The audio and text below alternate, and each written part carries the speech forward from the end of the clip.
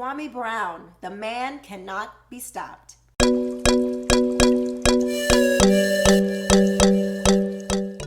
What's up, everybody? I'm Quisha King, and I have to talk about, once again, Kwame Brown.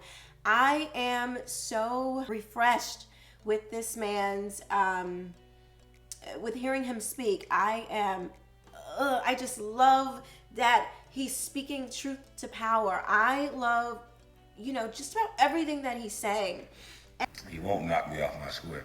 I've been around stupid niggas all my life. How the hell you think I grew up in Dixville, or the belly of the beast, one of them, because there's a lot of hoods in Brunswick, but I'm the only one.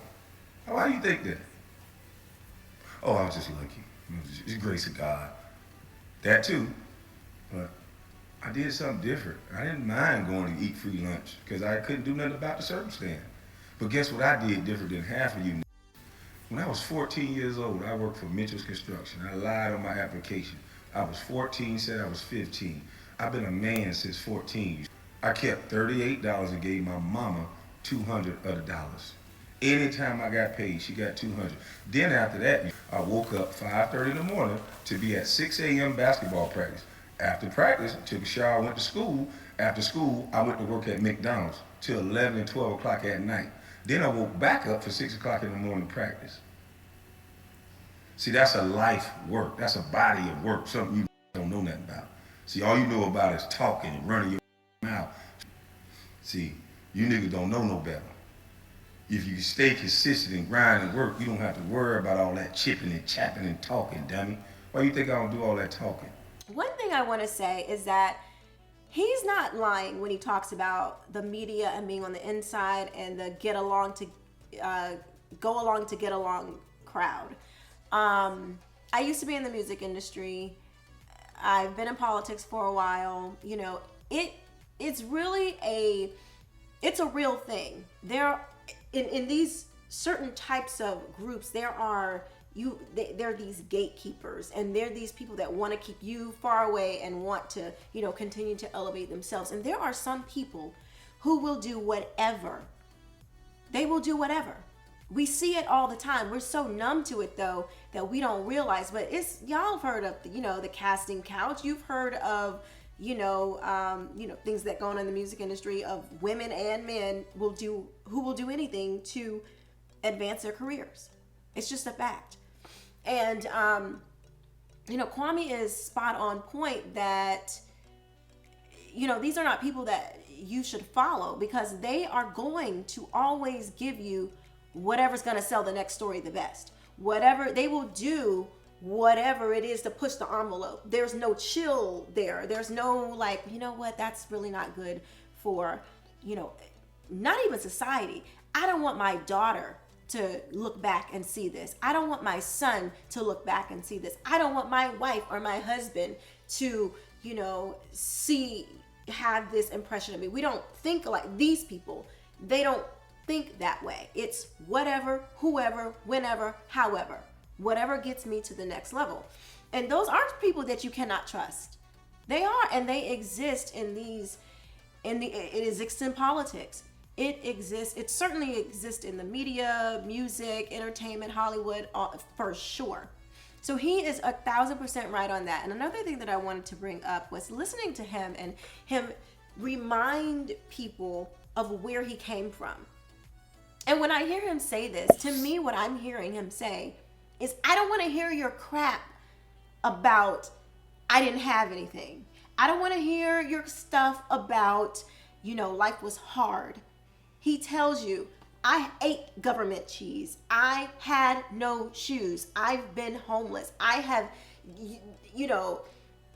relative to today's struggle, I struggled.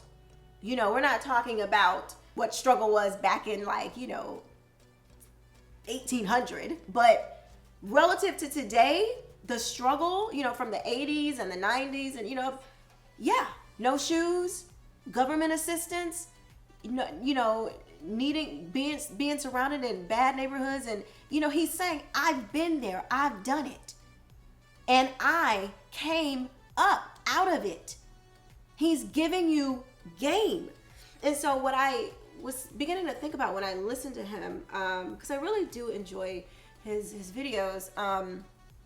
First of all, it's, to hear a strong man speak, it is always refreshing. It is why we loved people like Donald Trump, because strong men speaking, it's commanding, it's captivating, and we don't have a lot of that anymore. So, hearing him speak and being authoritative, and I mean, not in a domineering way, but just in a very manly way. And it's just great to hear. But it got me thinking about, sorry, I'm just like all over the place. It got me thinking about universal law and principles. And so because life started out with what you think may be a bad way, if it started out not good, or when you look at somebody else's life and it's like, oh, well, mine didn't start out like that. Those circumstances, your bad life, it can never be divorced from universal law, laws of nature, or principles, universal principles. Universal principles and universal laws and laws of nature will still remain constant. They don't change. So if you grew up with literally nothing, you grew up, just barely making it. If you believe that you can't do something, no matter what it is, universal law makes you not even try. Because it's a mindset, and this is something that Kwame talks about. Mindset. He tells us through his son. Because this is where it starts. If you believe that everything out here is against you, and there's no possible way for you to overcome such a systemic, a huge system of racism, if all of these things are always playing in your mindset, you won't ever try. The God of the universe made you in such a way that you have to be a willing participant in life in order to reap the benefits. For instance, you have to sow in order to reap. You have to give in order to receive. You have to knock and the door shall be opened. You have to seek and you will find. But if you don't believe there's anything to find, you will never seek.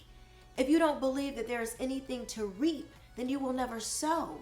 If you don't believe that there is a door that you can open, that you won't even bother to knock. And if you don't believe that you have something to receive, you'll never give. These are just some fundamental principles that Kwame is bringing in this is how I'm like summing it up. But the ultimate principles and what he's talking about, it's transcendent. It is beyond color. It is beyond gender. It is a human being function. It is how God made you. It is innate. And those principles are everlasting. So, but if you're constantly telling yourself that you can't do something, and you white men are holding you down, or racism is, it's too much for you to bear, you won't do it. Because your mindset is fixed on a negative. It's fixed on it's fixed on you not being able to do it. That's your perception. And perception is reality.